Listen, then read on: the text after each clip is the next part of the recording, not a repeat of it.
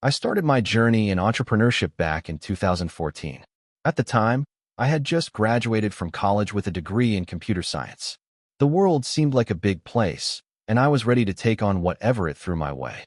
I wasn't particularly sure of what kind of business I wanted to build, but I knew I wanted to work for myself and not for anyone else. I came from a family where entrepreneurship wasn't exactly the norm. My parents worked corporate jobs, and while they were supportive of my goals, they didn't truly understand the hustle and grind that came with trying to start something on your own. But I knew deep down that I had something to prove, not just to them, but to myself. I wanted to prove that you didn't need a fancy business degree or investors backing you to create something successful. You just needed an idea and the relentless drive to see it through. After graduation, I took a part-time job as a freelance web developer while simultaneously brainstorming business ideas. The first few months were tough. I didn't have any substantial income from freelancing, and I could barely pay my rent. But I kept hustling. I would work on small projects during the day, and at night, I would stay up late researching the most effective ways to start and grow a business. In the beginning, I thought I could create some kind of app or a tech startup. I spent weeks building prototypes and drafting plans, but every time I pitched my ideas to friends or family, they told me they didn't get it. The feedback was discouraging, but it didn't stop me. I started looking for inspiration outside of the tech world. Then, one evening while I was walking home after yet another failed pitch, I noticed a small shop selling custom t-shirts on the corner of my street. The owner, a woman in her mid-30s, was hand-pressing designs onto shirts. I was intrigued. I walked inside and asked her how she got started, and she told me her story. She had been in a corporate job for over a decade but was unfulfilled. One day, she took a leap of faith, left her job, and started her own business selling custom t-shirts. She didn't have a huge budget or team, just herself and a basic printing machine. But over the years, she grew her business and gained loyal customers. That conversation sparked something in me. I thought, if she can do it with t-shirts, why can't I do it with something else? I started brainstorming different niches, trying to find a product that I could connect with. Then it hit me. I could create a business around custom merchandise, but instead of just focusing on shirts, I could offer a broader range of products like mugs, hats, and phone cases. I spent the next several weeks researching the print-on-demand industry, which was growing fast at the time. I learned about suppliers, marketing strategies, and how to set up an online store. I was cautious, though.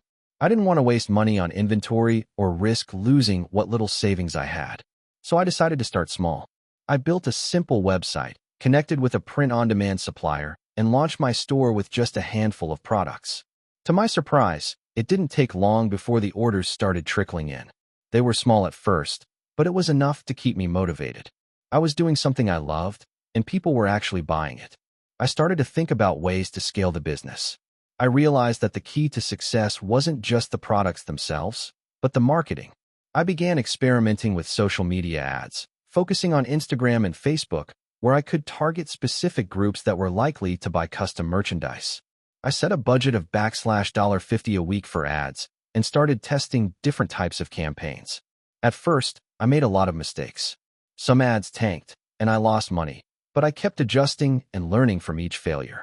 A turning point came when I launched a limited edition product for a niche community I was passionate about, something related to gaming.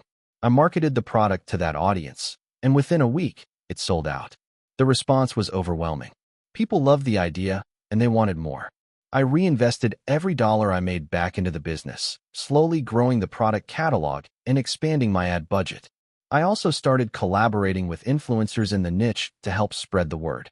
Each influencer I worked with brought in new customers and gave my brand credibility.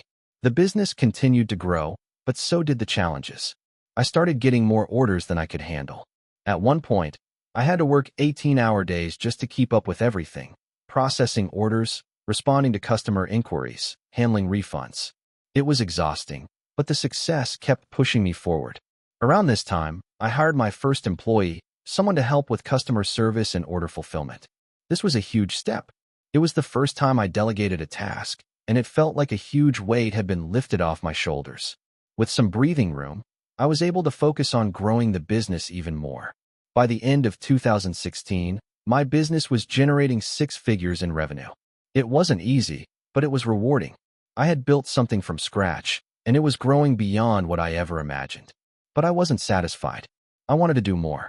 In 2017, I launched a second business that was focused on digital products. I saw the potential in the market for people who wanted high-quality digital downloads, things like templates, ebooks, and online courses.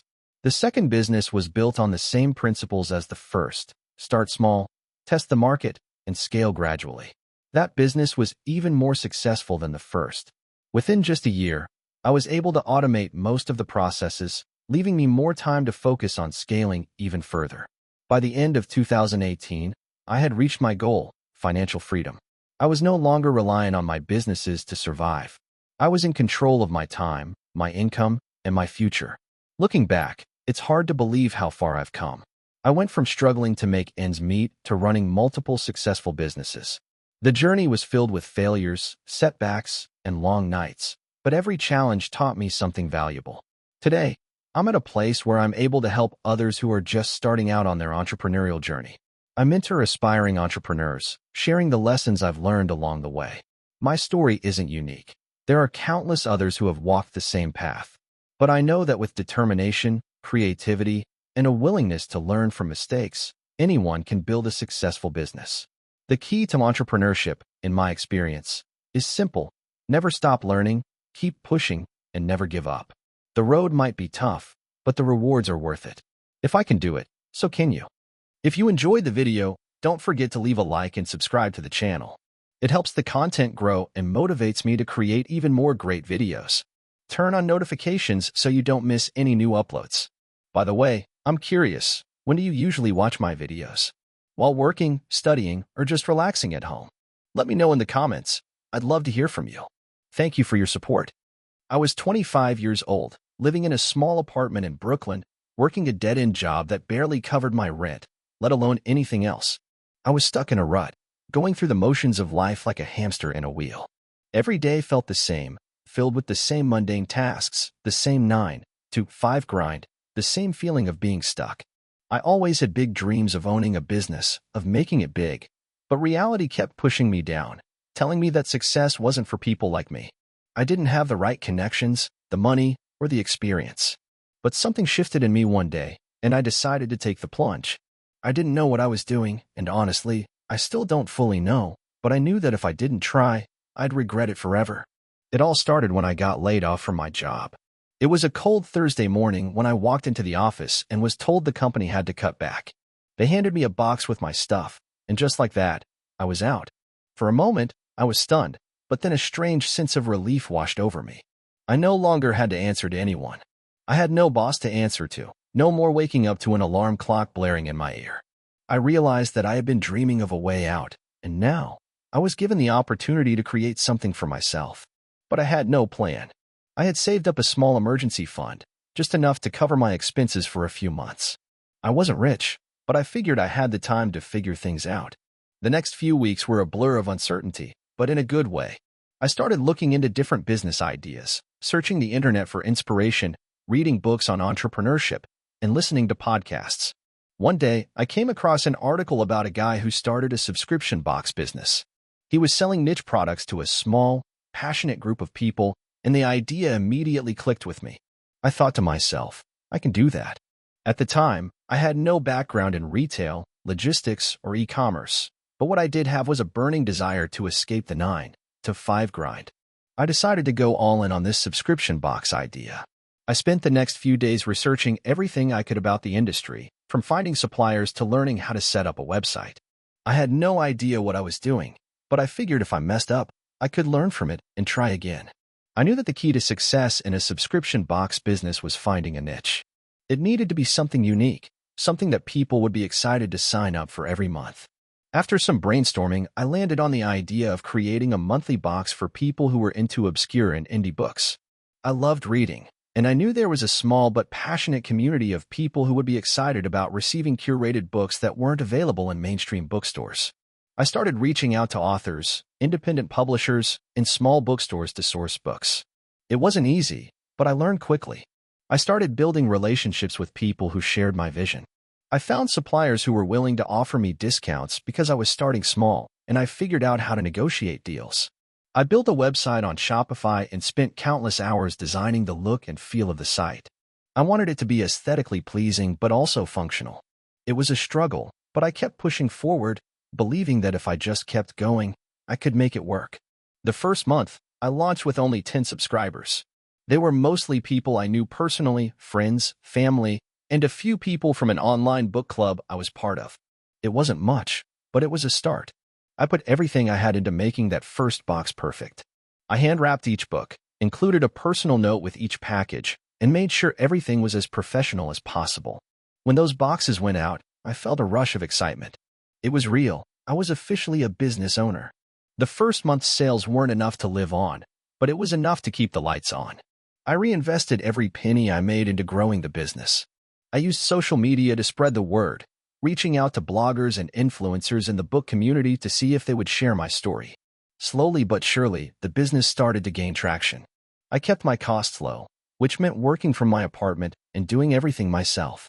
I packed boxes late into the night, sometimes waking up at 3 a.m. to catch up on orders. As time passed, my subscriber count grew. The box became more refined, and I was able to curate even better selections of books. I started adding extras like bookmarks, author interviews, and themed merchandise that tied into the books I was sending out. People started talking about my box online, and word of mouth started bringing in more subscribers. It wasn't easy, and there were times when I felt like giving up, but I kept pushing through, always remembering why I started. This wasn't just a side hustle, it was my chance to build something that I could be proud of. A year into the business, I was making a decent income, and it felt surreal. I was no longer scrambling to make ends meet. I had a growing customer base and a steady stream of revenue. My brand had gained recognition, and I was starting to get offers for partnerships and collaborations. What really pushed me forward, though, was the constant feedback from my customers. They loved the books they were receiving, and many of them said they had found a sense of community through my subscription box. That was something I didn't expect but cherished. Looking back, I realized that the key to my success wasn't having some big plan or knowing exactly what I was doing. It was having the courage to take that first step and the persistence to keep going even when things weren't working. Every mistake, every failure, and every setback taught me something new. I didn't have to be perfect. I just had to keep trying and learning. Now, 5 years later, I'm running a 6-figure business with a loyal subscriber base and a growing team. I've hired a small staff to help with logistics, and I'm able to pay myself a decent salary. I've even started expanding into other niches, including a wellness subscription box and a snack box for people who are trying to eat healthier. I'm not a millionaire yet, but I'm proud of what I've built. My dream of owning a business has become a reality, and it feels amazing. So, if you're stuck in a rut like I was, feeling like success is for other people, I want to tell you this. You can do it.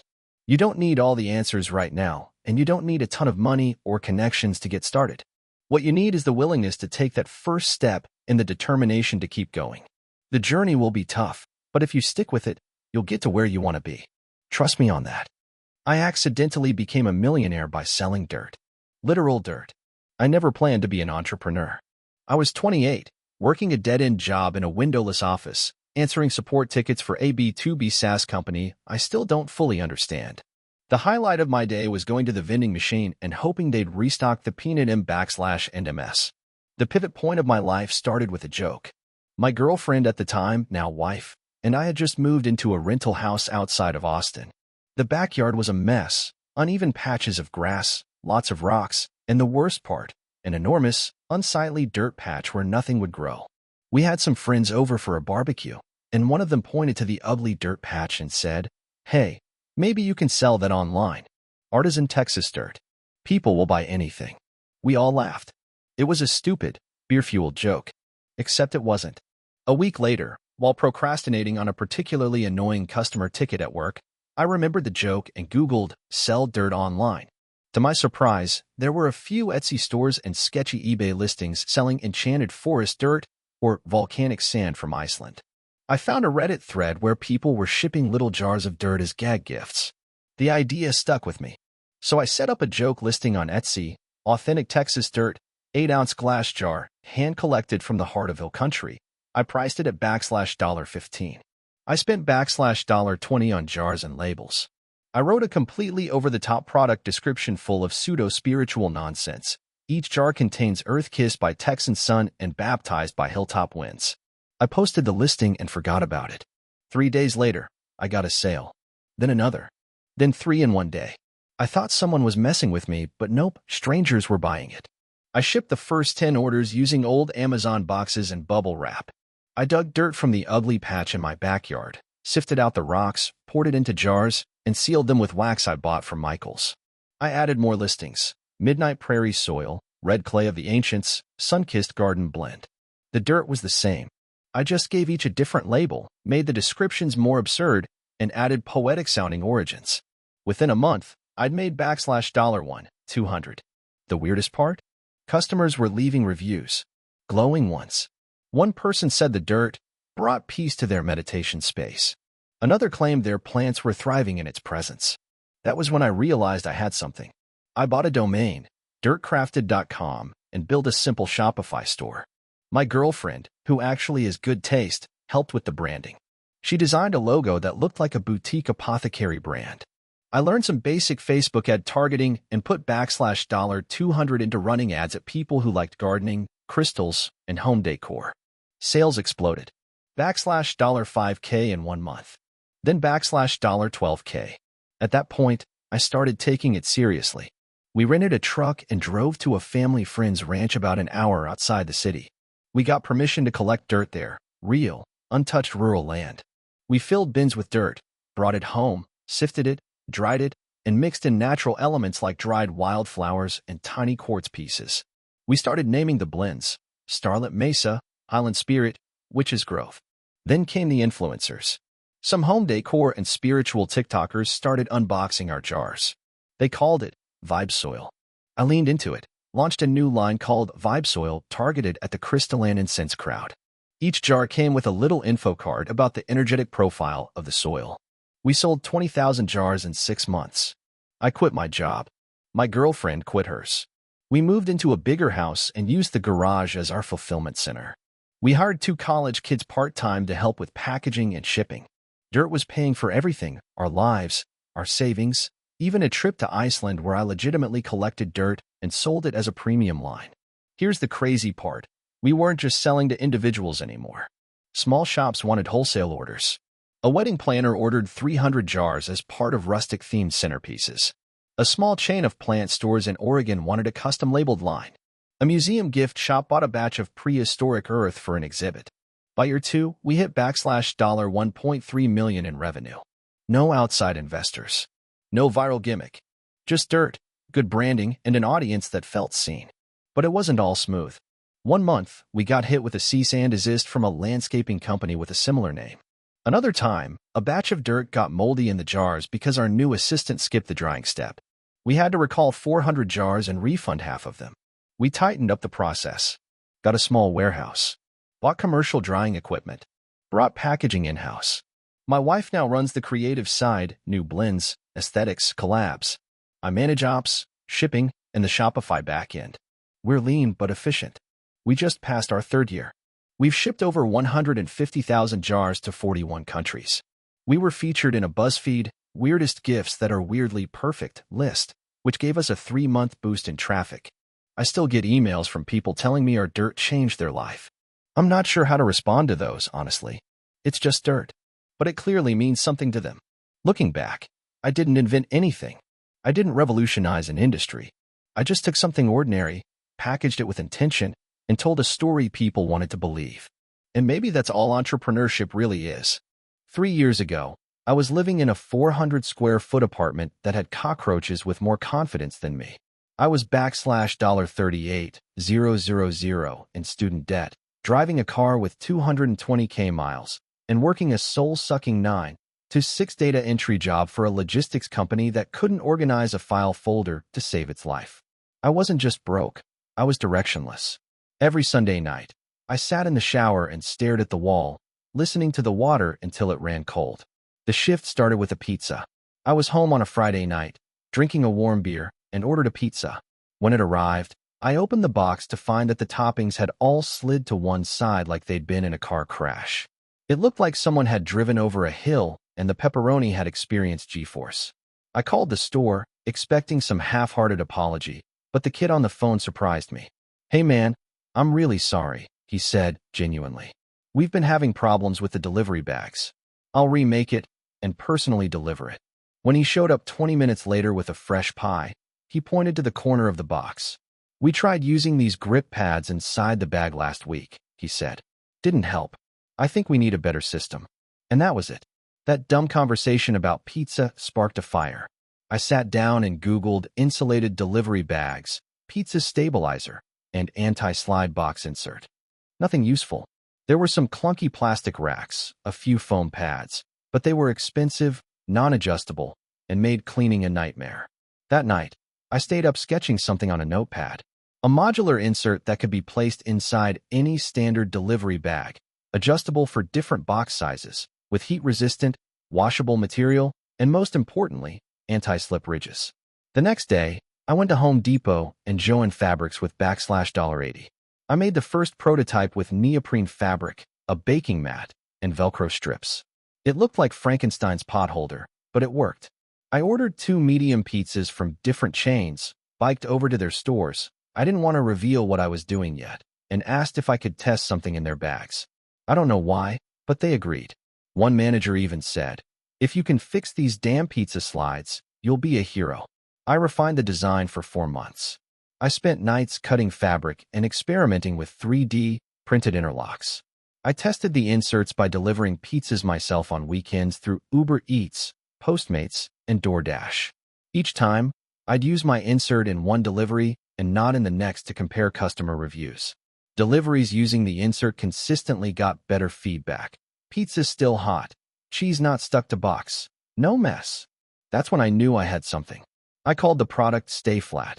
Catchy, right? The next hurdle, funding. I had $312 in my checking account. I couldn't even afford a website, let alone a production run. So I sold my TV, my PS4, and a vintage leather jacket my ex had left behind. That gave me $960. I used that money to order 50 units from a small local manufacturer who agreed to work with me under the table. Don't ask. I set up a basic landing page on Card, shot a DIY demo video with my phone, and made a Reddit post in our /small business and our /pizza tools with the title, "I think I solved pizza sliding in delivery bags." The post went nuts. Within 24 hours, I had 300 pre-orders. A regional franchise manager from Domino's messaged me. He said his drivers had been complaining about the same issue for years and wanted to trial my product in 10 locations. I didn't sleep that night. I called in sick for a week and went full throttle. Over the next 90 days, I fulfilled every order manually. My living room looked like a fabric sweatshop. I printed shipping labels at the library because I didn't have a working printer. I personally delivered a unit to a store manager 3 towns over just to save $8 on postage. I was obsessed. The Domino's pilot turned into a bulk order. Then I got a call from an executive at Grubhub. He said he'd seen the Reddit post and wanted to know if I'd be open to licensing the insert as part of their new driver gear. That moment was the closest I'd come to passing out from excitement. I stammered through the call and said I'd think about it. I didn't take the deal. Instead, I incorporated as Stay Flat Incorporated, found a real manufacturer in Wisconsin, and used a Kickstarter to raise $42,000. I finally quit my job, broke the lease on my Roach Motel apartment, and went full-time. My first hire was my cousin Will, who had been laid off from Hertz and knew how to do CAD modeling. My second was a high school friend who worked in e-commerce. We bootstrapped everything. By year 2, we were in over 3,000 pizza shops nationwide. Papa John's corporate sent us a cease and desist for trying to pitch directly to their franchises, but we found a workaround through equipment suppliers. A Canadian food delivery startup licensed the tech for all their thermal bags. We made our first million by Q4. We still operated from a 1,000 square foot warehouse, had no investors, and did our customer service through a shared Gmail inbox. I did podcasts. I got invited to a pizza expo in Vegas where I did a pitch in front of 400 people and blacked out halfway through from nerves. Still landed the account. Today, Stay Flat is profitable, debt-free, and shipping worldwide. We expanded into sushi trays, catering boxes, and even hot beverage stabilizers for rideshare coffee deliveries. I drive a decent car now. No cockroaches in my house. And I haven't cried in the shower since 2022. But the best moment? A few months ago, I got a random DM on Instagram from the pizza delivery guy who'd started it all. "Yo, I saw your product on TikTok. Is that you? That's genius." "Yeah." That was me. I accidentally became a millionaire by solving a problem I didn't even know existed. This all started about 4 years ago, when I was working as a junior software engineer for a pretty boring logistics company in Cincinnati. My job mostly consisted of maintaining an internal dashboard that only 3 people actually used, and one of them was my manager. I wasn't miserable, but I definitely wasn't passionate either. Around that time, I was living in a crappy apartment with my roommate, Tony, who was running a small online business reselling electronics.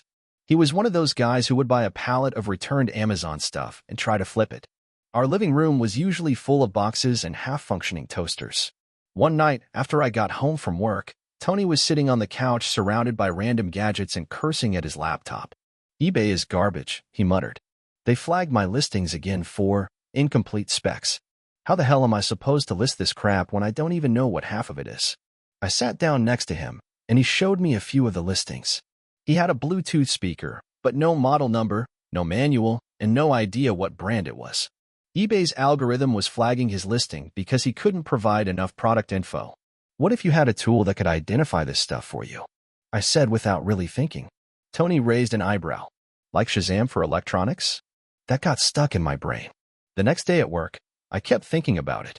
There were tons of people reselling used or unboxed electronics, and they probably had the same problem. I started messing around with some open-source libraries that used image recognition and barcode scanning.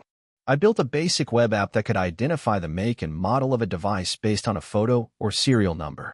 It was janky, slow, and only worked for a handful of brands, but it was something. I called it Part Picker, just as a joke. I didn't think much of it until Tony posted a link to it in a reseller Facebook group.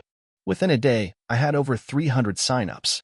People were uploading pictures of old routers, DVD players, kitchen mixers, even obscure industrial tools. My little side project was getting crushed under the load. I spent the next month rewriting the whole backend in my free time and integrating several public APIs from manufacturers. By the end of the year, we had around 12,000 users, and I was paying $300 a month out of pocket just to keep it running. One night, I got an email from a guy named Jake who ran a warehouse liquidation company in Indiana. He said, "Your tool is saving us at least $500 a week in labor costs. Are you planning to roll out a premium version?" I wasn't, but after reading that email, I sure as hell started thinking about it. I added a $19/month subscription tier that allowed batch uploads, CSV exports, and priority processing. Within a week, 87 users subscribed. That paid my server costs and then some. I started treating it like a real business. I left my job, much to my manager's confusion. "You're quitting to work on a barcode website?" I moved back in with my parents for 6 months, cut all my expenses, and just went all in. Version 2.0 of Part Picker launched with a full rebuild, and I started pitching it at small business expos, local entrepreneur meetups, and even Reddit threads. What shocked me was how many industries had similar problems: schools trying to inventory outdated tech, hospitals with piles of unmarked equipment, recyclers dealing with e-waste. I added support for those, too. Then the data started getting really valuable. We had built a huge database of obsolete and secondary market electronics. A B2B marketplace reached out and offered to license our database for their resale tool. That contract alone was worth 6 figures. I hired my first employee, then a second. We rented a tiny office over a pizza place. In year 2, we cleared $1.1 million in revenue. That was also the year I got a cease and desist letter from a major manufacturer for unauthorized use of product images. I nearly had a panic attack. I got a lawyer. We ended up negotiating a data-sharing partnership instead. From there, things snowballed. I integrated AI-based object detection to identify devices even when serial numbers were missing. We launched a mobile app that could scan a photo and return the exact product page from a list of compatible marketplaces. Tony became our head of operations. The living room was finally clear of toasters. By year 3, we were profitable, had 9 employees, and served over 60,000 users, from resellers to IT asset managers. We were even featured in a tech newsletter as the tool eBay flippers didn't know they needed. I never took funding. It wasn't some anti-VC stance. I just didn't need it. We were cash flow positive and growing at a manageable pace. Funny thing is, people always ask, "How did you come up with the idea?" And I never know what to say. I didn't. It just happened. My roommate was annoyed. I had some free time, and I like building stuff. That's it. Now, for years later, I'm running a company with over $4.5 million in ARR, 30 employees, and customers in 6 countries. We just signed a deal with a global electronics recycler to help process over 10 million devices a year. I still have that original janky prototype saved in my GitHub archive. Every once in a while, I look at the code and laugh. It's awful. It barely worked. But it solved one problem really well, and sometimes that's enough. So yeah, I didn't plan this. I didn't pitch VCs. I didn't have a 10-year roadmap. I just fixed something annoying and stuck with it long enough for other people to care. Oh, and we finally moved out of the office over the pizza place. I missed the free slices, though.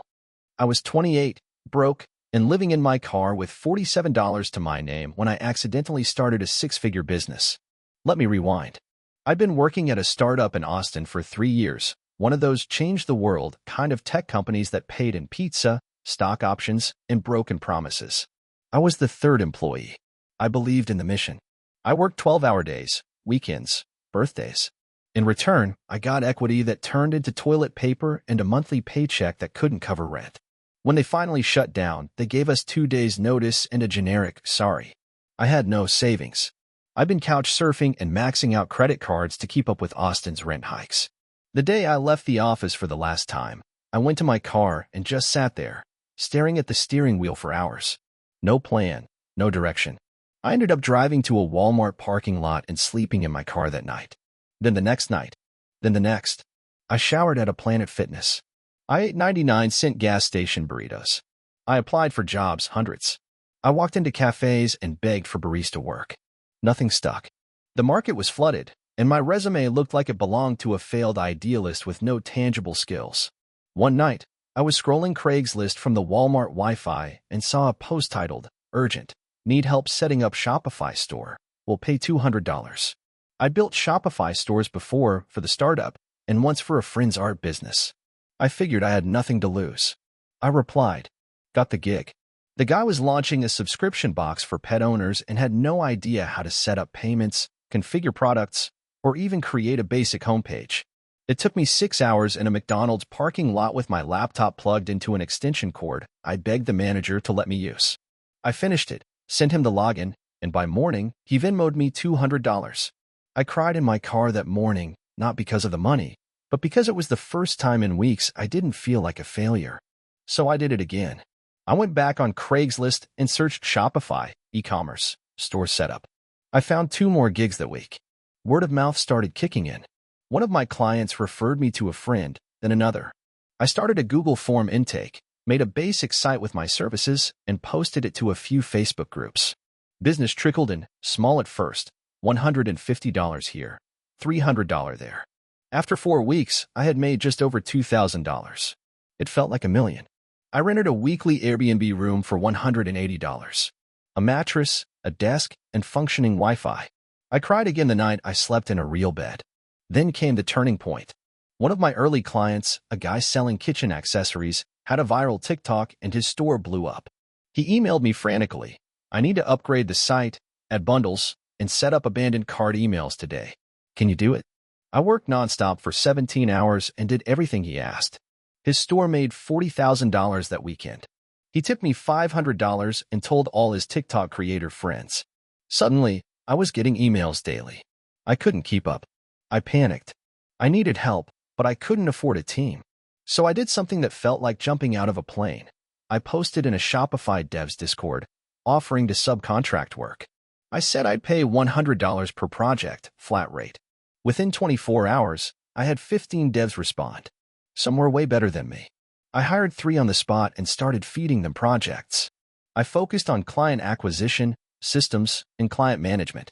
I created Trello boards, SOPs, checklists. I used Loom to record walkthroughs. I became the bottleneck, then solved the bottleneck. By month 3, I was making over $12,000. By month 6, I cleared $45,000 with a 5-person remote team. I had moved into a real apartment and paid off my credit cards. I had health insurance for the first time in years. But here's the weirdest part. I never named the business.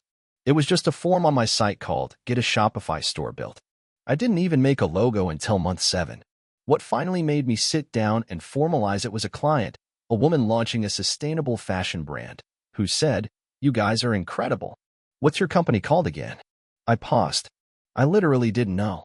So I called it SparkShift. It's now been 2.5 years since that first Craigslist gig. SparkShift has 12 team members across 4 countries. We've built stores for over 400 brands. We've worked with 3 TikTok-famous creators, 2 VC-backed startups, and even did a rush job for a Grammy-nominated artist merch line. And yes, I still sometimes think about those nights in the Walmart parking lot, when I couldn't even afford a motel room, when all I had was a laptop, free Wi-Fi, and desperation. There's no real moral here, but if you're in a bad place, I'll just say this. Your skills might be invisible in a job application but priceless in the right situation. The world isn't fair, but it is weirdly open to scrappy people who don't give up. I wasn't a genius. I wasn't special. I just bet on the only thing I had left, momentum. I never planned to be an entrepreneur. I was a 28-year-old middle manager at a mid-sized logistics firm in Columbus, Ohio, working a job I didn't hate, but definitely didn't love. I had a decent salary, a small apartment, and a dog named Cricket. Life was okay, predictable, uninspiring, average. Then in early 2021, something bizarre happened. My company accidentally double-paid a vendor, and the refund came in the form of a pallet of industrial-strength paper towels. We couldn't return them, and our boss joked that someone should just sell them on Facebook Marketplace. So I did. I listed the boxes for $20 each, and by the weekend, they were gone. People drove across town for them. One lady took $5 and tipped me $10. I made about $600 from something we were just going to throw out. It was dumb luck, but it got my wheels turning. Over the next few weeks, I started frequenting liquidation auctions and warehouse cleanouts on weekends. I'd buy odd lots, cleaning supplies, office furniture, party decorations, whatever I could get cheap and in bulk. I stored it all in my garage and listed it online. The real breakthrough came with what I now refer to as the sandal incident. I bought a pallet of off-season women's sandals from a closed department store, about 500 pairs. I paid $400 total. I didn't even know if they'd sell, but I figured worst case I'd donate them. They sold out in 10 days. One woman messaged me asking if I had a specific size and color. I didn't, but I made a note. After a few more DMs, I noticed a pattern. Customers wanted stylish but affordable seasonal footwear. So I doubled down and found a wholesaler overseas who was offloading last year's overstock sandals. I bought another 1,000 pairs and built a simple Shopify store called Sunny Sols. It wasn't glamorous, but I made $5,000 profit that summer. Enough to catch my attention. I decided to take a risk. I scaled back my hours at work to part-time and spent the rest of my time on sourcing, marketing, and fulfilling orders. I learned about paid ads, supply chains, import taxes, everything I never cared about before. In January 2022, I flew to Guangzhou for a sourcing expo. I didn't know anyone, barely spoke Mandarin, and had zero idea what I was doing. But I met a factory rep who offered to make custom designs with low minimum orders. I sketched a few ideas, picked colors, and left thinking it was a pipe dream. 3 months later, 2 sample boxes arrived at my apartment. I opened them like a kid on Christmas morning. They looked incredible. I posted a video unboxing on TikTok. It got 10,000 views. Then someone stitched it. The next day, 100,000. My Shopify store exploded. I sold out in a week and made $24,000 in revenue. By summer 2022, I was working full-time on Sunny Sols. I hired my cousin to help with fulfillment. We moved operations into a 1,200 square foot warehouse. I launched new styles, learned to read Google Analytics like a psychic, and negotiated my way through my first customs holdup. I'll never forget that nightmare. But then I made my first big mistake. In September, I tried to chase trends too aggressively. I saw jelly sandals making a comeback and ordered 3,000 pairs without testing the market. They flopped. I tried to push them with discounts and influencers, but sales were dead. I was stuck with a massive inventory bill and a slowly draining cash flow. I panicked. I almost applied for my old job again. But instead of quitting, I did what I should have done in the first place. I asked my customers. I sent a poll to my email list. 1,200 people responded. The results were clear. They wanted cozy, supportive indoor-outdoor slippers. Something cute, affordable, and comfortable for working from home. So I pivoted.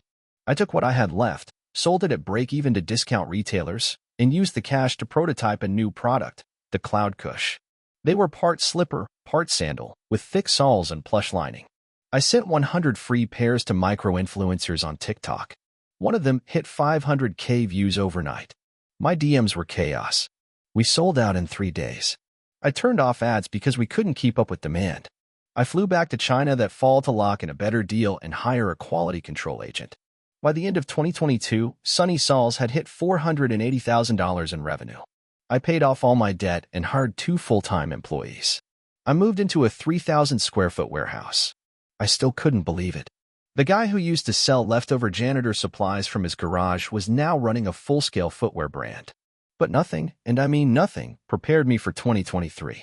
In January, a TikTok creator with 2 million followers reviewed our Cloud Cush slippers. It wasn't even a paid post. She just liked them. Her video went viral, 6 million views in 48 hours.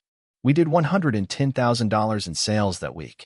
I nearly cried on the floor of my warehouse. We scrambled to restock, scaled fulfillment, and tried not to drown. I was waking up at 4 a.m. every day, packing boxes until my arms went numb. I finally partnered with a 3PL in March to handle logistics. It was a game changer. The momentum didn't stop. By summer, we were doing $80,000 per month in revenue. I launched a new line of summer slides, expanded to Canada, and even got a cease and desist from a major brand that thought our name was too close to theirs. It wasn't. But we changed it anyway to avoid a legal battle. Now it's 2024. We hit $1.3 million in total revenue last year. I have a team of 6, 2 contractors, and a customer base I actually love talking to. We're profitable, bootstrapped, and real. Sometimes I think about the paper towels. How that stupid refund sparked everything. It's not lost on me how much luck was involved. But I also see how many times I could have quit and didn't. Every viral moment, every mistake, every 4 a.m. packing shift, they all built this. If you're stuck in a job that feels like a slow leak of your soul, pay attention to the odd things that work. The quirks, the unexpected demand, the weird success. There's a signal in there. Follow it. The biggest lesson?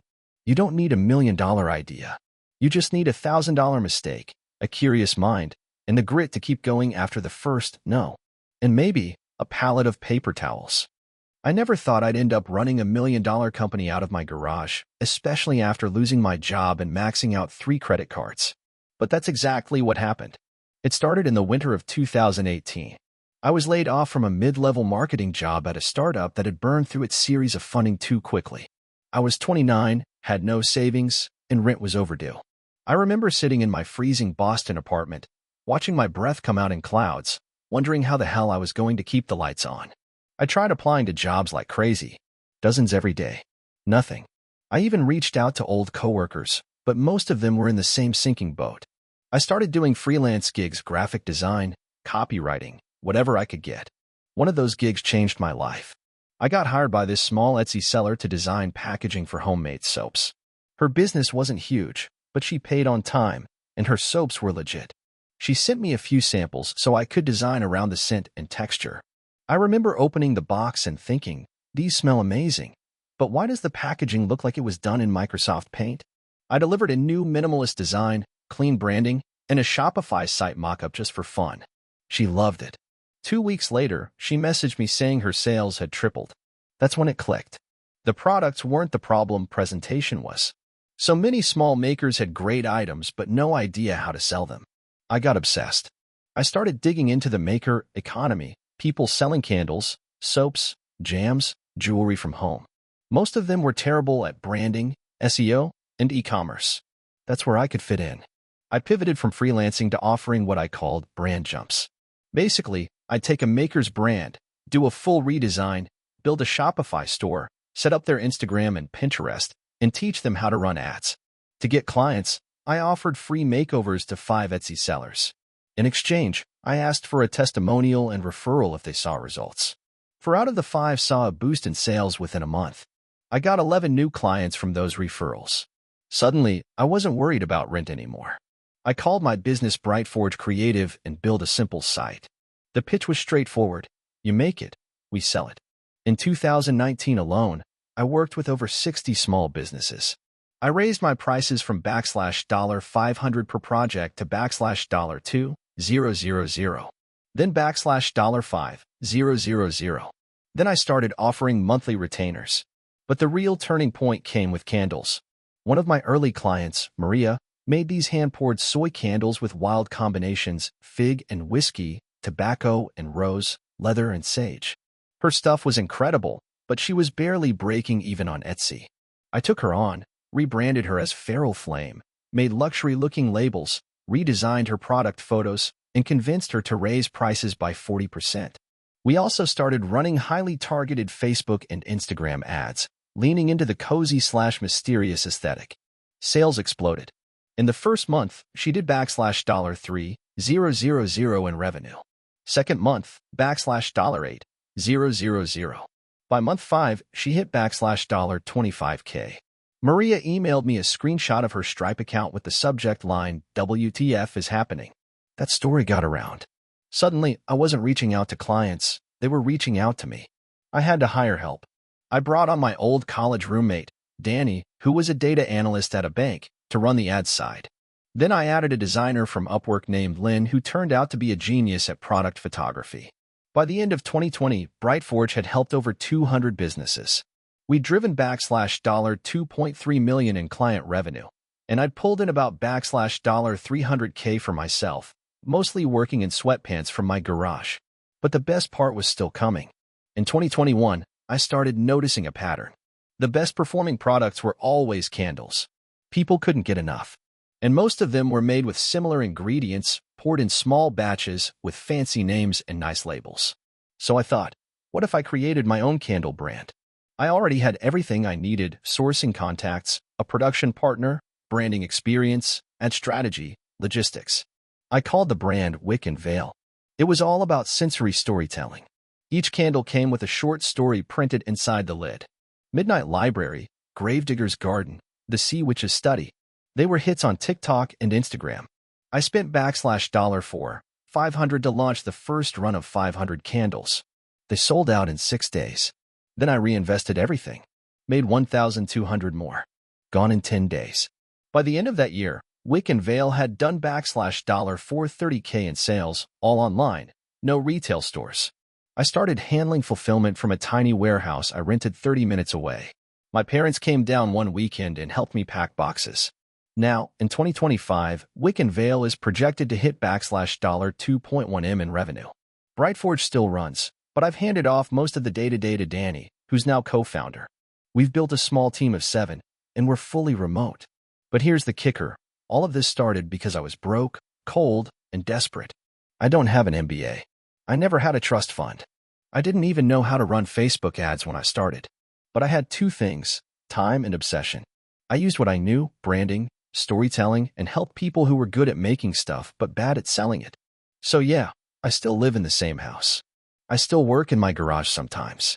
But now there's a sign above the desk that says, "Built Not Bought." It reminds me that every setback can be a setup if you keep building. Hey, friends, if you enjoy this content, don't forget to like the video and share your thoughts in the comments. We really want to know what you like and what can be improved. What do you think of the video? Are there any topics you'd like to see in future videos? Your feedback really helps us get better. Thanks for being with us. I started a fake business as a joke and accidentally turned it into $1 million company. This all began because my roommate, Kyle, wouldn't shut up about grind set culture. He was obsessed with those alpha hustle influencers who wake up at 4 a.m. to drink black coffee and cold plunge before trading crypto or flipping Airbnbs or whatever. One night, over way too many beers and a half-eaten pizza, I told him I could start a business selling literal garbage, and people would still buy it if I slapped the right buzzwords on it. He said, "Prove it." So, I did. I registered the domain trashdaddy.io, made a basic Shopify site with a free template, and listed exclusive, eco-conscious mystery boxes filled with recycled materials sourced directly from urban landscapes. I priced them at $19.99, $49.99, and for the bold, $99.99. My pitch? You're saving the planet. You're getting something surprising. You're joining the anti-consumerist movement by consuming ironically. It was nonsense. Glorified litter boxes with better branding. But the twist was that I wasn't scamming people. I actually did send boxes. I filled them with funny and weird stuff I found at thrift stores, garage sales, or yes, occasionally the recycling bin. I printed out ironic certificates of authenticity. I sealed everything with a wax stamp I bought on Etsy for $5. I made the packing slips look like ransom notes with magazine clippings. It was meant to be a prank. Just a little internet joke. Then TikTok found it. Some girl unboxed her $19.99 urban reclamation experience and went viral. She got a rusty action figure, a postcard from 1983, a broken Game Boy cartridge, and a haiku I typed on an old typewriter I found in my grandma's basement. She called it Vintage Chaos Therapy. Her followers agreed.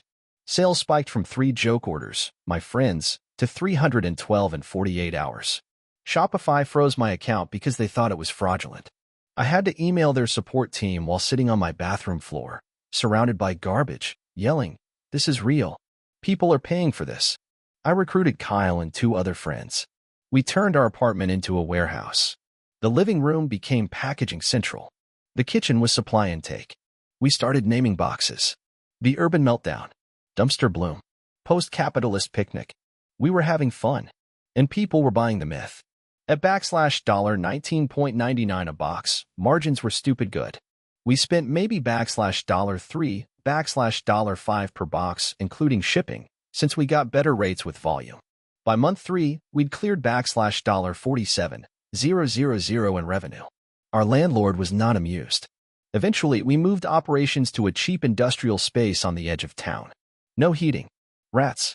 But now we had space. I leaned harder into the brand. I told stories. I claimed our items were curated by rogue anthropologists, that each object had an aura. I wrote poetic blurbs for things like broken remote controls and burnt CDs. Our packaging included manifestos. We weren't just selling trash anymore. We were selling meaning. Of course, backlash came. A journalist wrote an article calling us the Etsy of late-stage capitalism's collapse. Another called us performance art disguised as commerce. One blogger accused us of punching down at real environmental efforts. All valid critiques. But also, free press. We started getting DMs from celebrities. A pop star ordered 10 of our $99.99 deluxe Wayscape boxes for her birthday party.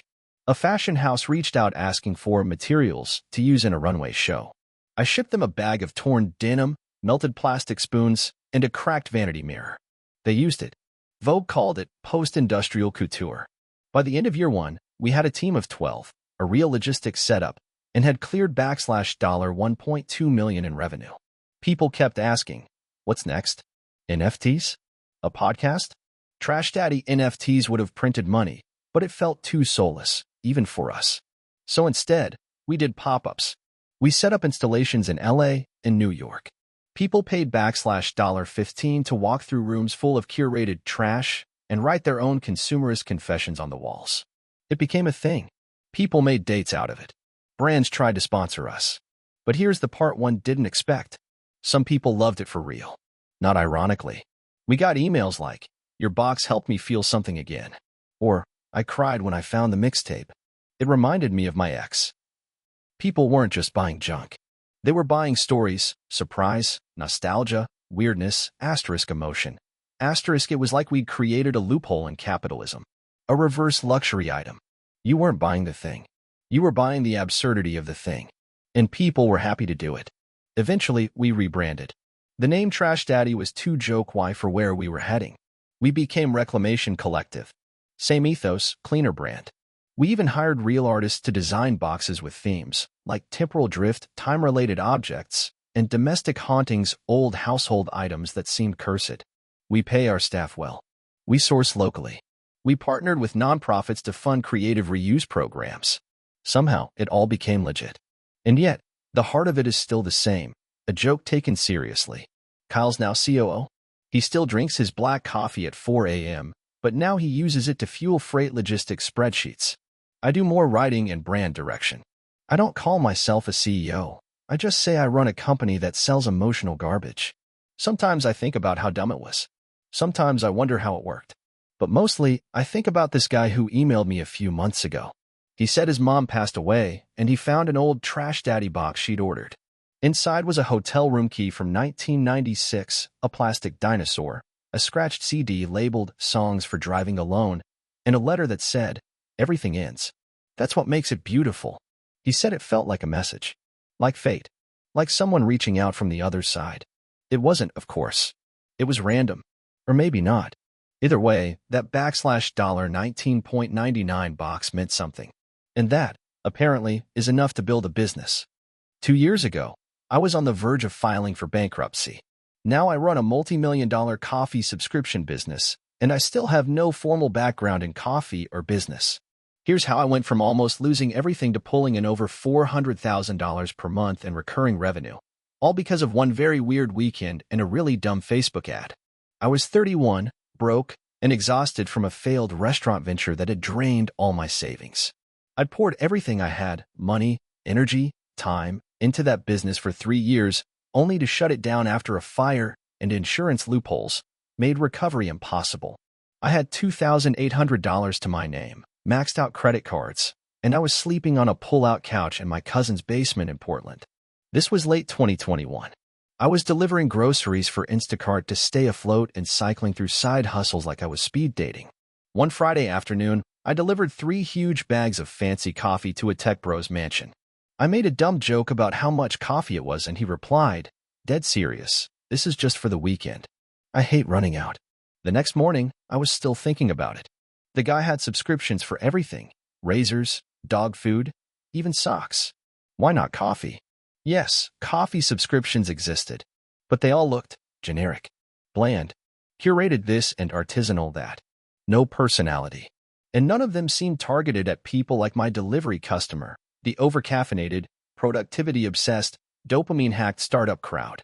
I went home and bought the domain caffeinery.co for $12.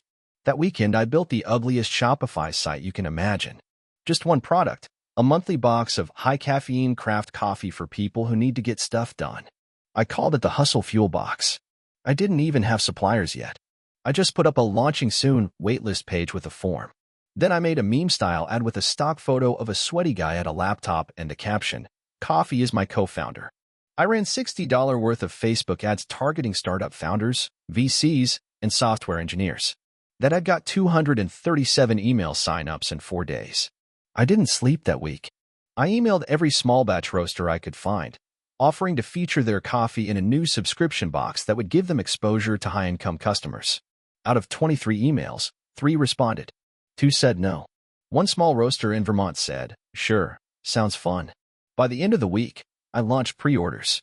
$22 for the first box with $5 shipping. I set a cap at 100 orders, thinking I wouldn't even get 10. I got 91. I was ecstatic and terrified. I had 2 weeks to ship coffee I hadn't roasted yet, in boxes I didn't own, with packaging I hadn't designed. I got to work. I designed the inserts in Canva. I ordered blank cardboard boxes and printed stickers at Staples. My cousin helped me pack every box in his garage. We shipped on time. People posted pictures. People tweeted. And then the real magic happened. A tech influencer, who I now know has 500,000 followers, posted, "This coffee subscription made me feel like I was building a startup just by drinking it." Our waitlist jumped from 300 to 2,200 in a week. I raised prices to $28 per month and switched to a quarterly billing model to get upfront cash flow. I started offering founding member perks. I gave lifetime discounts to early subscribers. I built a referral program, but I was still running it all myself, packing boxes, answering customer emails, tweaking the website at 2 a.m. 6 months in, we hit 1,200 active subscribers and passed $30,000 per month in recurring revenue. I hired a friend from college to help with logistics. We found a warehouse partner. We signed deals with 3 more roasters. By month 9, I was able to move out of my cousin's basement. I signed a lease on a 1-bedroom apartment and bought a desk that wasn't made of milk crates. But I made a big mistake around month 11. I got cocky and tried to expand too fast. I added a second product line, the Zen Brew for burnt-out parents. It flopped hard. Our churn rate doubled. People were confused. Some thought we were pivoting away from productivity coffee. That month we lost 300 subscribers. I almost panicked and shut everything down. Instead, I pulled the plug on Zen Brew, emailed every subscriber personally, yes, all 2,800 of them, and offered a return-to-focus deal. Renew now and get double the caffeine next box, no price increase. 38% took the offer. More importantly, people appreciated the honesty. We regained trust. Then came a lucky break. A friend introduced me to a YouTuber who makes content about entrepreneurship and productivity. I offered to white label a custom coffee blend just for him, including his own branding and inserts. He loved the idea. That became our first collab box. It sold 4,200 units in 3 weeks. That opened the floodgates. I realized our real product wasn't coffee. It was identity. People weren't just buying beans. They were buying the story of who they wanted to be. The productive founder, the deep work developer, the hacker with headphones and a French press. We leaned hard into that. Every box now has a founder's letter and a challenge. Wake up at 5 a.m., delete TikTok, work 90 minutes before checking email. Our subscribers started sharing results. We gamified caffeine. Now, 2 years in, Caffeinery is sitting at just under 15,000 active subscribers for $126,000 in monthly revenue and a 9-person team. We still use indie roasters. We still handwrite notes in 10 random boxes a month. We've had offers to sell. I'm not ready, because this isn't just a caffeine box anymore. It's proof that failure doesn't have to be final, that you can hit bottom, hear one throwaway comment, and build a ladder out of cardboard, stickers, and beans, and maybe a little bit of desperation. If you're out there, broke, tired, and convinced your best ideas are behind you, don't count yourself out. Sometimes the dumbest idea on a tired Saturday morning turns out to be the thing that changes everything. Just make sure you have coffee. I started my business in the most unconventional way possible. I didn't have a trust fund. I didn't have angel investors or any sort of financial cushion. I just had a burning passion for something that I thought could change the world and a lot of debt to my name. It all began when I was laid off from my job at a marketing agency. It wasn't a surprise, considering the company had been struggling for months, but it still hit me hard. I was in my late 20s, living paycheck to paycheck, and suddenly, I was out of work. The worst part wasn't losing the job itself. It was the feeling of uncertainty. I had bills, student loans, and a life I wasn't prepared to give up. For weeks, I applied to new jobs with little luck. It was frustrating. I felt like I was stuck in a loop that I couldn't break free from. One day, after another failed interview, I sat down with a cup of coffee and realized something. I was never going to be happy working for someone else. I had always dreamed of running my own business, but I thought it was too risky. Now, with no job and no real prospects, I thought, why not? What did I have to lose? I didn't have a clear vision of what kind of business I wanted to run, but I knew I was passionate about digital marketing, which was what I had been doing for the past few years. I loved the creative aspects of it, crafting campaigns, creating content, finding new ways to get messages across. I didn't want to give up on that, so I started to think of ways I could turn my skills into something more than just another marketing gig. I started freelancing, offering my services on sites like Upwork and Fiverr. It wasn't glamorous, and it didn't pay well at first, but I stuck with it. Every small project I took on, I gave it everything I had. I spent countless hours honing my craft, experimenting with new marketing techniques, and building my portfolio. Slowly, my reputation grew, and with it, my client list. It wasn't long before I was earning enough to pay the bills, but I knew I needed to scale if I wanted to build something sustainable. One day, I had an epiphany. What if I could create a marketing agency that didn't just focus on social media management or SEO, but also help businesses build a comprehensive digital strategy that aligned with their long-term goals? I wanted to offer a service that not only helped businesses grow, but also educated them on how to think about marketing in a strategic, sustainable way. So, I decided to build that agency. I didn't have the money to hire a team, but I had a network of freelancers I had worked with over the years. I reached out to a few of them and pitched the idea of building a marketing agency together. They were on board, but there was a catch. None of us had any real capital to put into the business. We all believed in the idea, but we would need to bootstrap it. So we started small. Each of us contributed what we could, whether it was time, skills, or connections. We worked out of coffee shops and rented co-working spaces. We lived and breathed the business. We took on any clients we could get, no matter how small, and poured everything into delivering results. We didn't have fancy offices or big salaries, but we had passion. We had a belief that what we were building was something real. Things didn't go smoothly in the beginning. In fact, there were months when we didn't know how we would make payroll or if we would have enough to pay for our next marketing campaign. We dealt with clients who were difficult to work with, and we learned the hard way how to negotiate contracts and manage client expectations. But through it all, we stuck together and we learned. One of the hardest lessons we learned was that success didn't come overnight. I had always thought that once I had a business, the clients would come pouring in, but that's not how it worked. In fact, it took years of grinding, networking, and working late into the night to establish ourselves as a trusted agency in a sea of competitors. We learned to focus on building strong, long-term relationships with our clients, rather than chasing the next quick project. It wasn't glamorous, but it worked. After a few years, things started to pick up. Our client base grew steadily, and our revenue began to rise. We expanded our team, adding specialists who could help with different aspects of the business, from SEO to content creation to design. The more we grew, the more we had to refine our processes. We began to focus not only on acquiring new clients, but on retaining the ones we had, offering them more services, and helping them grow alongside us. One of the turning points came when we landed a big client, a startup in the tech industry that had raised millions in funding. They were looking for a comprehensive marketing strategy, and we were ready to deliver. It was a huge risk for us, but we took it.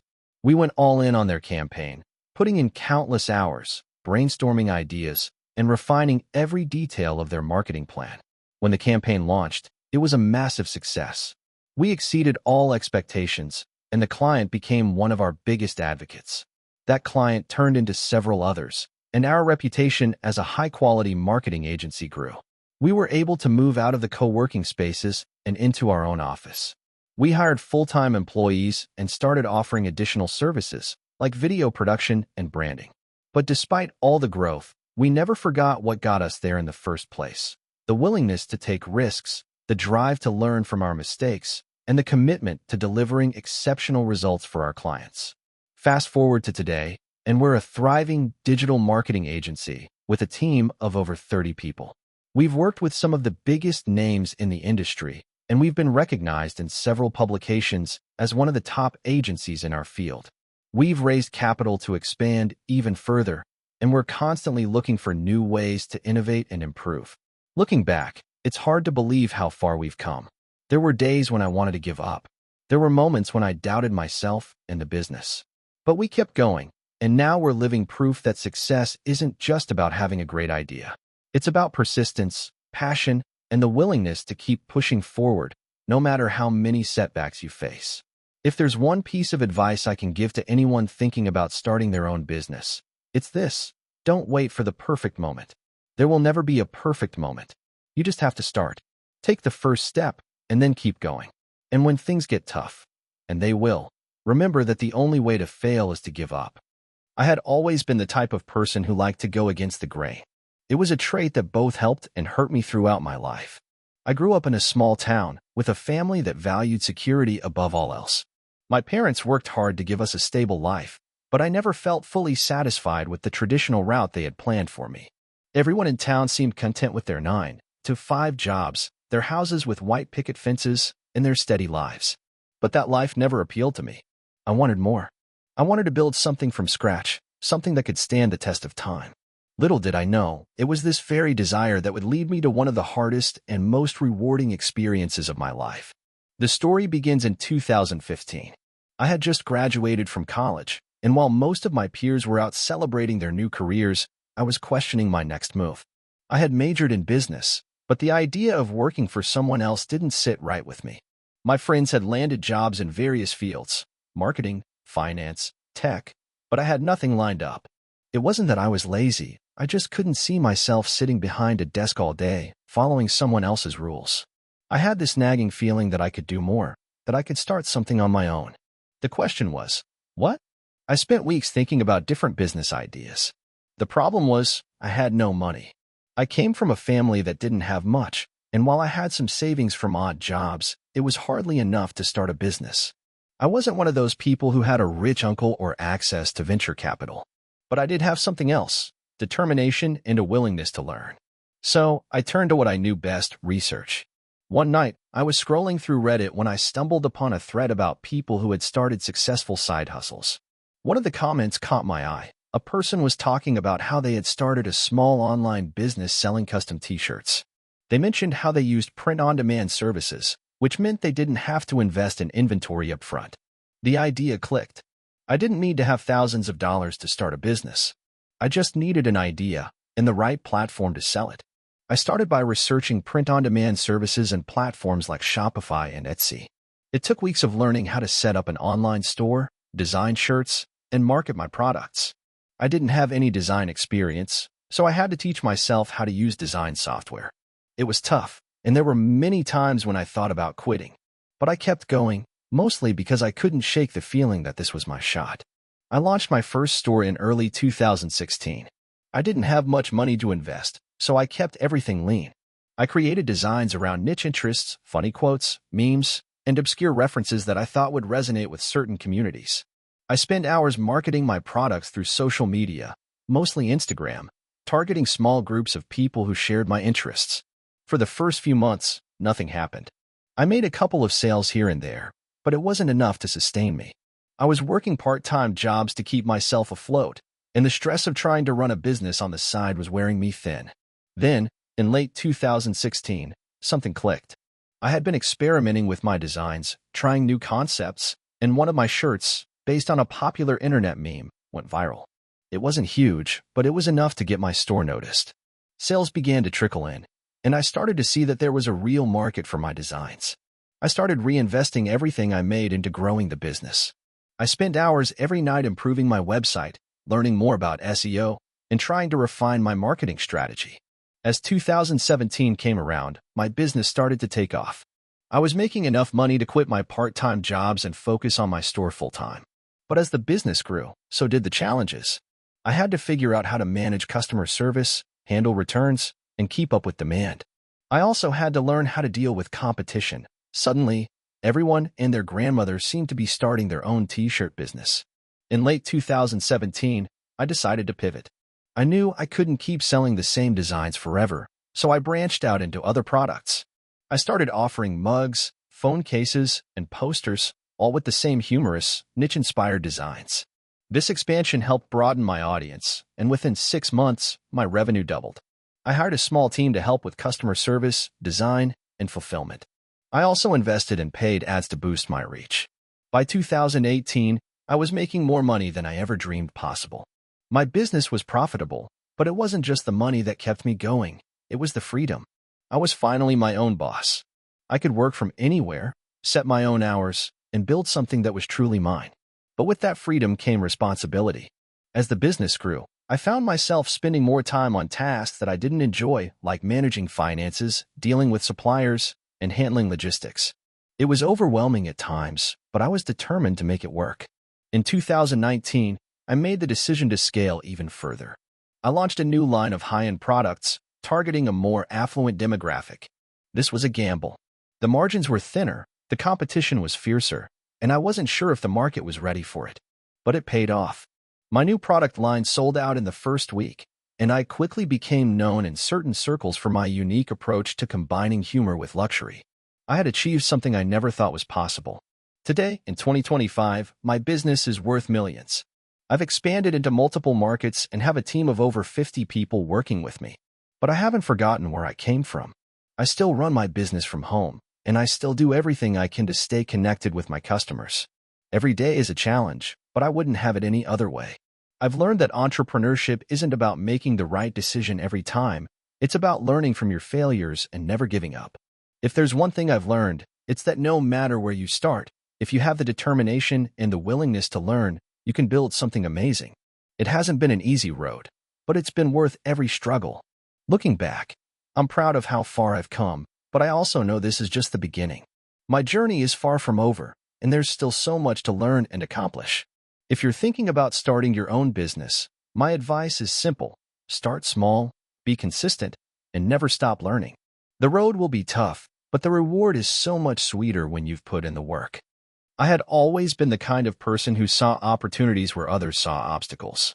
My journey into entrepreneurship began not with a groundbreaking idea or $1 million investment, but with a single moment of frustration that led me to ask myself, why is this so hard? That question would eventually transform my life, but it wasn't easy, and it didn't happen overnight. It all started when I was working as a marketing manager at a mid-level tech company. I had a decent job with a good salary, but I wasn't fulfilled. The daily grind wore on me, and I started to wonder if I could build something for myself, something that would allow me to be my own boss. Like many people, I had fantasized about entrepreneurship, but the reality seemed daunting. I didn't have the capital to start a business, and I didn't have a fancy degree in business or finance. One day, I found myself standing in front of a shelf full of personal care products at a local store. I was looking for something that would help with my dry skin, something that wouldn't break the bank. I had tried dozens of creams and lotions over the years, but nothing worked long-term. I was tired of spending money on products that didn't live up to their promises, and I thought, why isn't there a product that combines all the things I want?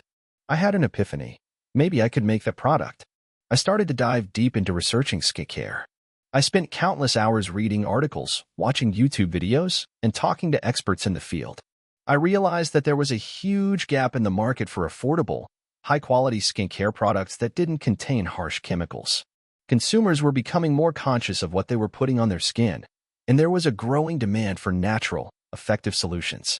But there was a problem. I had no background in skincare or manufacturing.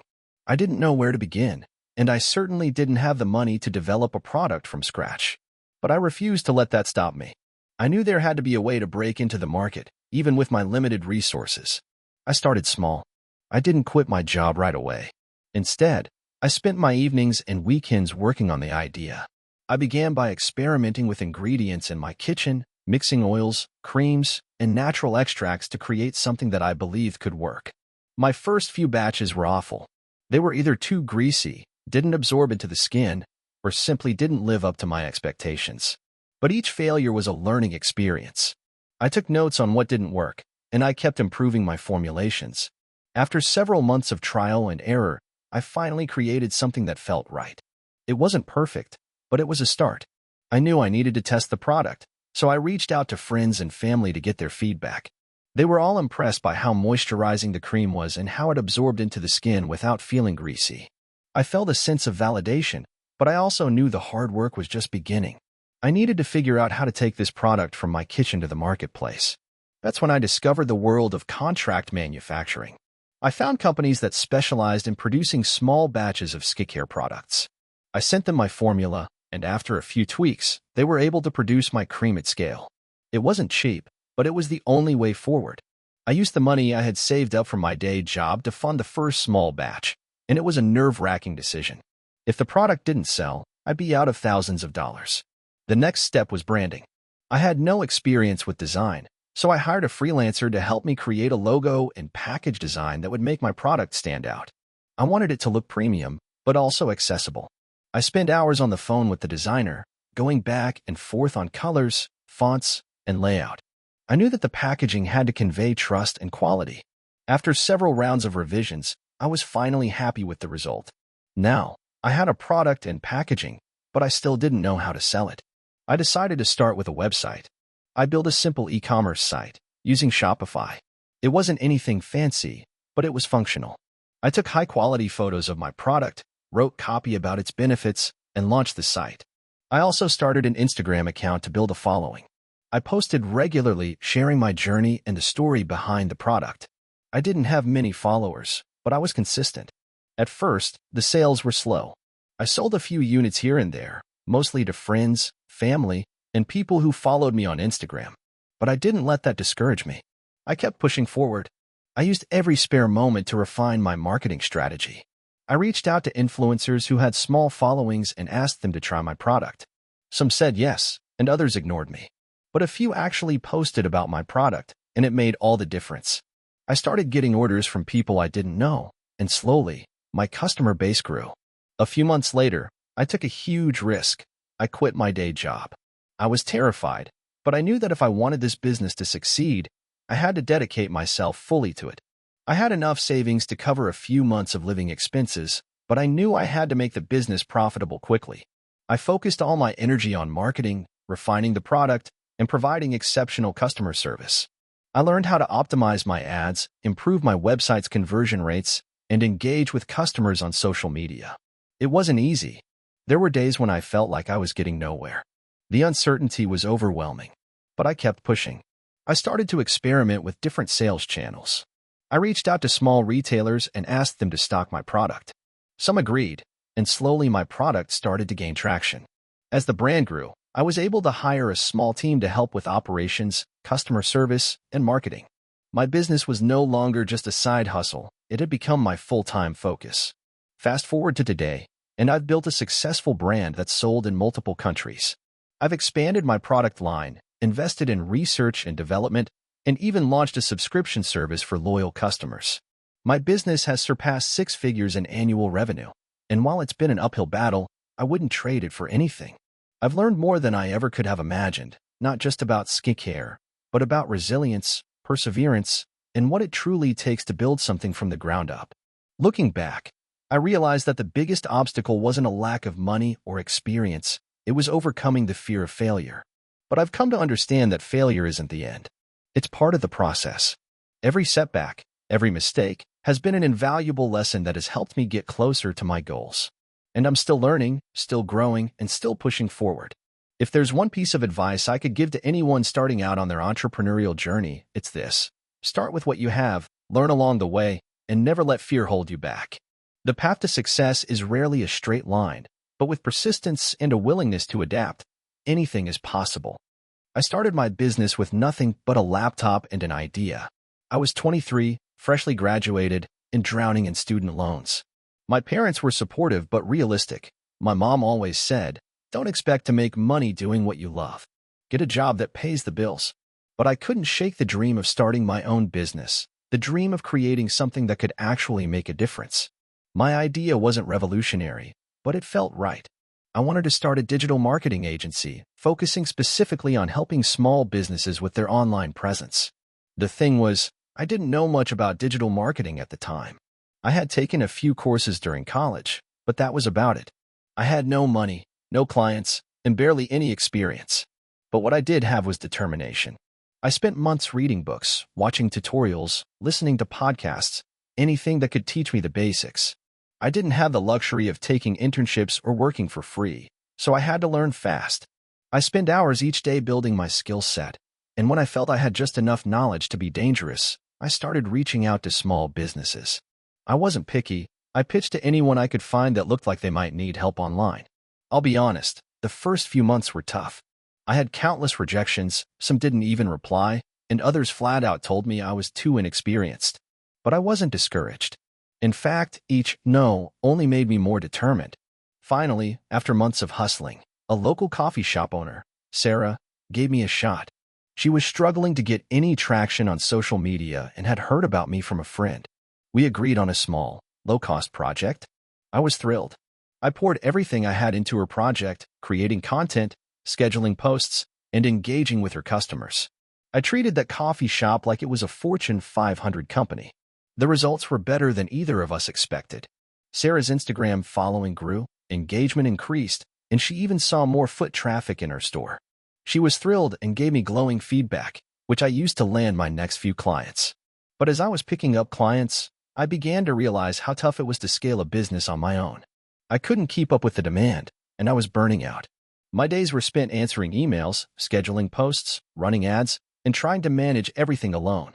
I was working late into the night, often eating dinner at my desk, and sometimes even sleeping in the office. I knew I needed help, but I had no money to hire anyone. So I took a leap of faith and decided to hire my first employee, Maria. She was a friend from college who had a background in graphic design. She didn't know much about marketing, but she had an incredible eye for design. I brought her on board as a part-time freelancer at first, paying her a small amount per project. It was risky, but I couldn't do it alone anymore. Maria helped me create better content and more visually appealing ads. She also streamlined some of our processes, allowing us to take on more clients. I was still doing most of the work, but I was starting to see the potential for growth. As we built our client base, I realized there were other areas where we could expand, like offering SEO services and email marketing. We were starting to build a solid foundation, but there was still so much to learn. About a year into the business, I was still operating out of my apartment, and the stress was starting to get to me. One evening, I was sitting at my desk, staring at a mountain of client emails, and I thought, what am I doing? Is this really worth it? My bank account was barely staying afloat, and I wasn't even paying myself a salary. I had to ask myself, Was this dream of mine even sustainable? It was then that I realized I needed to stop trying to do everything myself. The key to scaling wasn't working harder, it was working smarter. So, I took another risk and invested in a business coach. At first, I felt weird about spending money when I was barely making enough to cover my expenses, but I knew I couldn't keep going at the rate I was. The business coach helped me change my mindset. Instead of treating every problem as something I had to fix myself, he taught me to focus on building a team and delegating. We worked on refining our processes, improving client communication, and creating packages for different types of clients. I started to think bigger and look at the long-term strategy instead of just surviving from month to month. With the business coach's guidance, we started to see more steady growth. Maria's role expanded, and I hired another full-time employee, Tom, who had a background in SEO. He helped us offer more comprehensive services, which attracted bigger clients. Slowly but surely, we were becoming a real agency. The turning point came when we landed a big client, an e-commerce store that sold eco-friendly products. They were looking for a digital marketing agency to help them scale their business, and after pitching to them, they signed on for a long-term contract. The first few months were a challenge, but we eventually helped them double their revenue. That success brought in even more clients, and we started to build a reputation as one of the go-to agencies for small businesses. Looking back, there were so many moments where I could have quit. I could have taken a safe job with a steady paycheck. I could have given up when things were too hard, but I didn't. The road wasn't easy, but it was worth it. Today, my agency is much bigger than I ever thought it would be. We've expanded to a full team of 12, with clients from all over the country. We've even started offering consulting services to other small agencies looking to scale their businesses. It's surreal to look back on the journey, from the sleepless nights in my apartment to having a real office and a growing team. I still can't believe how far we've come. The road wasn't always smooth, but it's been incredibly rewarding. I've learned that success doesn't come from talent alone. It comes from persistence, learning from mistakes, and being willing to take risks, even when you're scared. If there's one thing I've learned from all of this, it's that starting a business isn't about waiting for the perfect moment or having all the answers. It's about jumping in, figuring things out as you go, and being willing to adapt. I had no idea where this journey would take me when I started, but I'm glad I didn't let fear hold me back. I was in my early 20s, fresh out of college with a degree that didn't quite fit the real world. I had been studying business administration, but my true passion was photography. I spent years convincing myself that I needed to stick to a traditional career path, because that's what everyone expected. But deep down, I always knew that I wanted to build something on my own, something that aligned with my passion. It all started when I decided to take a leap of faith. I remember the day vividly. I had just gotten out of a boring 9-to-5 office job. I was miserable. It wasn't just the office politics or the constant pressure to meet arbitrary targets. It was the feeling of being caged in. I wasn't living, I was just surviving. That day, I promised myself that I wouldn't spend another year of my life doing something that didn't make me happy. I'd already dabbled in photography on the side during weekends and holidays, but I had never given it the attention it deserved. I spent a week researching ways to turn my passion for photography into a business. I had zero experience with business plans, marketing, or sales. But one thing was clear, I needed to make it work. I spent days reading articles, watching YouTube tutorials, and talking to anyone who might have useful advice.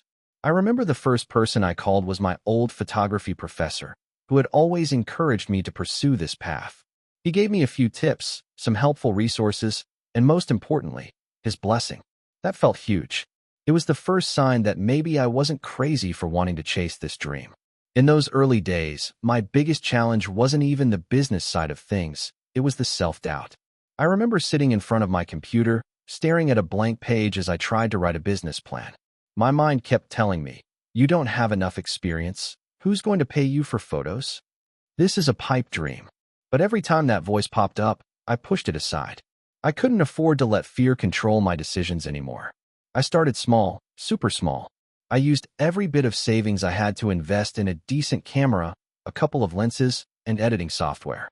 It wasn't much, but it was enough to get started. My first gig was for a friend who was getting married. I offered to shoot their wedding for free just to get some portfolio material.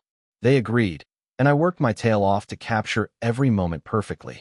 The day was a blur of excitement, nerves, and trying to make sure I didn't mess up. But when I finally sat down to edit the photos and sent them over to my friends, the feedback was incredible. They loved them. That was the first moment I thought, maybe I can do this for real. Word of mouth spread quickly. My friends shared the photos on social media, and I started getting inquiries from other people asking if I could shoot their events. The first few months were slow, really slow. I didn't have much of a network, and I wasn't sure how to market myself effectively. But I kept pushing. I began offering mini photo sessions to local families and individuals who needed portraits. I remember sitting in coffee shops, chatting with strangers, and passing out business cards like they were candy. In the meantime, I worked on building my online presence. I set up a website and posted photos to Instagram, Facebook, and even Pinterest. I didn't know much about social media marketing, but I knew that I needed to get my work in front of as many eyes as possible. Every week, I took time to post consistently, engage with followers, and try to improve my craft. Slowly, things began to pick up. Clients started referring me to others, and word of mouth became my best marketing tool. A pivotal moment came when a well-known local event planner reached out to me. She'd seen my work on social media and thought I'd be a good fit for a high-end corporate event she was organizing. I was ecstatic, but also terrified. This was the type of gig I'd always dreamed of, but I had no idea how to price something like this. I was still in the freelancer pricing mindset, charging $100 for a shoot. But this event was going to require multiple days of shooting, editing, and producing a ton of content. I remember doing everything I could to calculate what I should charge, trying to balance between being competitive and not undervaluing my time. In the end, I decided to ask for $500 for the event. When the planner agreed to my rate without hesitation, I felt both relief and disbelief. I'd just landed my first big client, and I had earned more from this one gig than I had in the previous 6 months combined. It felt like a turning point, and I realized that if I wanted to continue growing, I needed to shift my mindset from just being a photographer to being a business owner. The next year was a blur of hustle and learning. I focused on improving my skills, building my brand, and investing in the right equipment. I also realized that I needed to hire help. I brought on an assistant who helped me with editing and administrative tasks. This freed up my time to focus on the creative aspects of my business and to take on more clients. Eventually, I hired a marketing professional to help with SEO and advertising, which boosted my online presence significantly. Around this time, I also started offering workshops for aspiring photographers. I was nervous about teaching, but the demand was there. People wanted to learn how to take better photos, how to market their photography, and how to turn it into a business. The workshops became a steady revenue stream and helped me position myself as an expert in the industry. As my business grew, so did my confidence. I started to feel like I wasn't just a photographer. I was building a legitimate company. My brand evolved, I started charging more for my services, and I was able to invest back into the business. I hired more people, expanded my portfolio, and began to take on larger, more high-profile clients. One of the most rewarding moments came when I was asked to shoot a national ad campaign for a major brand. This was a game changer. The exposure, the recognition, the financial reward. It all made the years of hard work feel worth it. But more than that, it solidified the belief I had in myself when I first made the leap. Now, years later, I look back and marvel at how far I've come.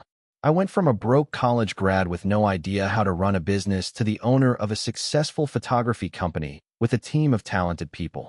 My journey wasn't easy. There were countless nights I doubted myself, numerous failures, and challenges that felt insurmountable. But I kept going. If there's one lesson I've learned, it's that persistence is key. Every setback is just a lesson in disguise. And no matter how big the dream, it's always worth chasing. I never imagined my life would take the turn it did.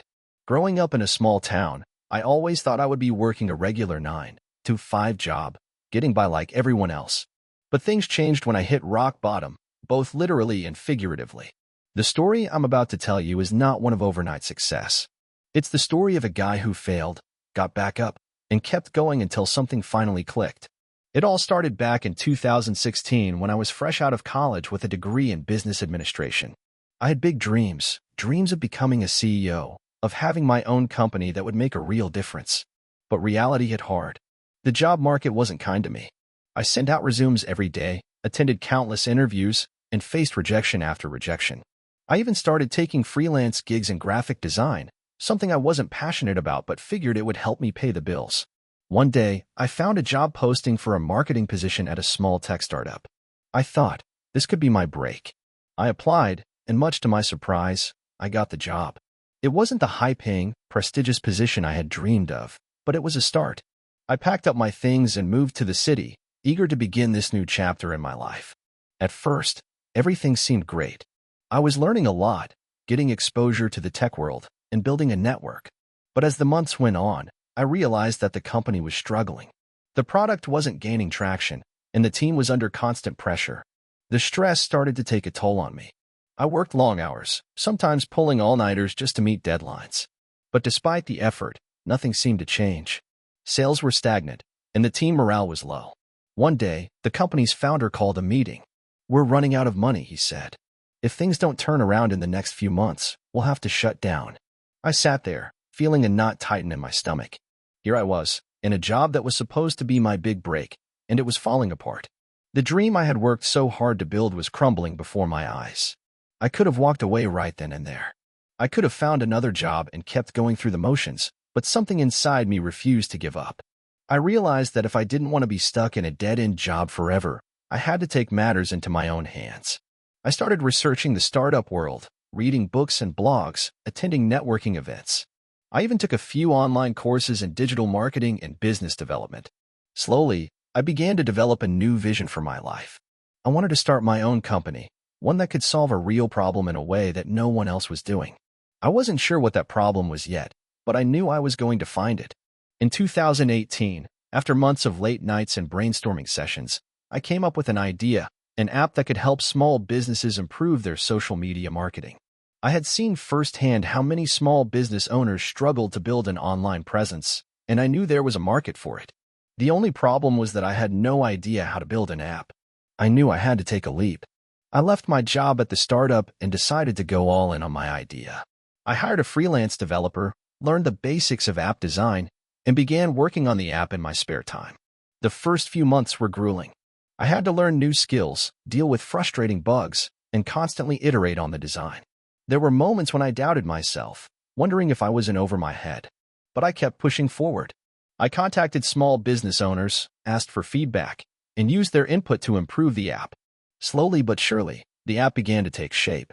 I launched a beta version and started getting positive responses. It wasn't perfect, but it was something. People were using it, and some were even willing to pay for it.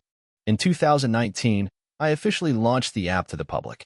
I didn't have a big marketing budget, so I relied on word of mouth and social media to spread the word. At first, the growth was slow. I didn't make much money, and I was still working long hours to keep the app running. But then something unexpected happened. One of the businesses that had been using my app, an online retailer, saw a significant increase in sales after using it for just a few weeks. They shared their success story on social media, and suddenly, other businesses started reaching out to me. The app started gaining traction. I reinvested every dollar I made into improving the product, adding new features, and expanding my team. By the end of 2020, we had over 10,000 active users, and our revenue was growing steadily. But the journey wasn't over yet. In 2021, I faced one of the toughest challenges of my entrepreneurial career. I had to scale the business quickly to keep up with demand, but that meant hiring new employees, securing more funding, and navigating the complexities of running a larger company. There were moments when I felt overwhelmed, unsure of how to manage everything. But I had learned to trust my instincts, and I kept moving forward. We landed a partnership with a major e-commerce platform, which helped us reach even more businesses. Our user base exploded, and we began to see significant growth in revenue. In 2022, we were able to secure a round of funding that allowed us to expand globally. The company was no longer a small startup struggling to survive. It was becoming a force to be reckoned with. Now, in 2025, I'm sitting here reflecting on how far we've come. The app that started as an idea in a small apartment is now used by thousands of small businesses around the world. I've built a team of talented people who share my vision, and we're continuing to innovate and improve. We've raised millions in funding, expanded our product offerings, and even started a mentorship program for aspiring entrepreneurs. Looking back, it's hard to believe how much has changed. There were countless moments when I thought about quitting, when I questioned whether I was cut out for this. But I didn't give up. I kept pushing, kept learning, and kept growing. The journey wasn't easy, but it was worth it. I didn't just build a company, I built a life I'm proud of. And now, every time I hear someone say it's impossible, I just smile. I've been there, and I know that with hard work, determination, and a little bit of luck, anything is possible. Thank you for watching until the end. If you enjoyed this video, don't forget to like and subscribe to the channel so you won't miss new videos. Also, leave a comment. I'd love to hear your thoughts. Your support and engagement mean a lot to me. See you in the next video.